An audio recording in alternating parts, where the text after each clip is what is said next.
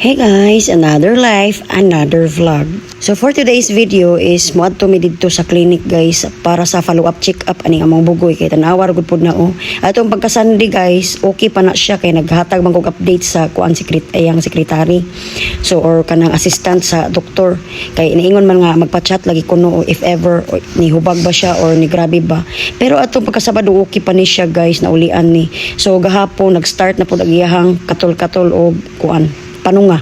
Ani pod sa pikas. So na guys, murag uso jud nirong panahon na kay nay mga cases ani nga parehong ani no, nga rashes, kay nga rashes lang pero bacterial dai siya. So kinahanglan jud nga ipa-check up guys kay delikado kaayo sa bata. Ni jud siya mga antibiotic or mga yunana no. So pasalamat lang jud ko diri sa amoa duol kay naay clinic kay layo-layo pag moadto pa mis Pinaka City kay para magpa-check up sa hospital. So you know, nagpasalamat ko nga naay kuan din ni pediatrician jud aning kuan Banglaw. So akong i-share ninyo guys kung sa giingon sa doktor about ani kay aron na pud mo makapangita pud mo basi ba kay dili ba pud nilalim nga pabalik-balik jud nang kuan rashes niya kay ingon mo rashes lang ba siya nya isang buwan na kana bitong maulian siya kadyot din maminaw sa tambal nya nana po'y mabuo nga kanang kuan rashes nga lain. So niingon ang doktor nga palitan siya og Cetaphil nga antibacterial nga kuan kanang sabon. Unya i-make sure na inyohang mga bata guys nga ang iliguan na is mineral water o pinabukal bitaw nga kanang kuan tubig kay delikado ni mga tubig din himo na nga dapat jud siya nga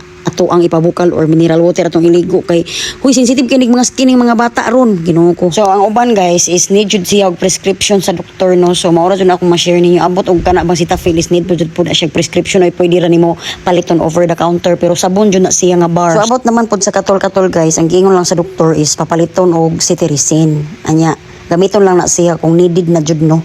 So ingon ana especially kanang ilang kuko kinahanglan nga nilkatira na kay sige na sila pangatol mga samad ilang skin very sensitive ba ilang skin. So mo jud akong ikaingon guys sa mga pareha na kong mama nga nagpanic or sani baka kay dugay nang wala na ulian ninyong anak kay tungod sa rashes nga inyong giingon ipa-check up na na day kay much better nga ipa-check up na na kay ang kwarta makita ra niya ang inyong uncomfy nga gibati sa inyong anak na dili lalim day.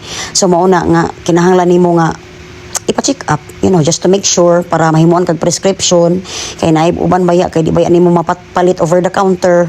So dili lang ko na panghinganlan nga mga kanang tambala kay sus ginakulisod man pud ni sila pang basahon ayon sa bato ilang resita basta kay need na siya prescription sa doktor. So mao na to guys pag humana magpa-follow up check up sa bata is ni adto na mi sa 360 pharmacy kay duol-duol raman sa dinhi kay wala man kuno sila stock silang dok so diri mi ni palit. Nya sayo kay mi dinhi guys kay usually inguna na jud ako ang bana like pinaka sayo jud na pinaka first kay di man na siya Filipino time charis. Unya ang doktor gipaabot na mo kay nag-round pa man siya kay daghan ko na kay cases anak karon guys na ako na mga rashes mga yun anak pod para sa akong anak na amoeba na ay nagdiarrhea na delikado kay na pneumonia. So guys ang pingin jud na inyong anak guys moro jud ako ingon bisag kita man jud pud no di man jud pud malikayan no di man nato makontrol ang situation. So every time nga naibatiyon natong anak make sure jud nga ipa-check up na lang jud kay maura jud na atong mahimo. So that's it for today's vlog. Thank you for watching and God bless everyone.